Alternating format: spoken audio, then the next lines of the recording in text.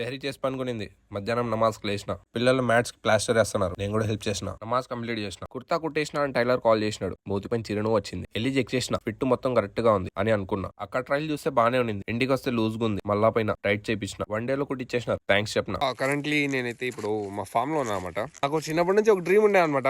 ఎట్లా అంటే మంచిగా ఒక పాత బొలెరో వస్తుంది కదా, సో అది తీసుకొని దాన్ని మాడిఫై చేసి, లేదంటే జిప్సీ అలాంటి బండ్లు తీసుకొని 4x4 ఫుల్ ఆఫ్ రోడింగ్ చేసి ఒక ట్రాక్ లాగా ప్రిపేర్ చేయాలని చెప్పేసి.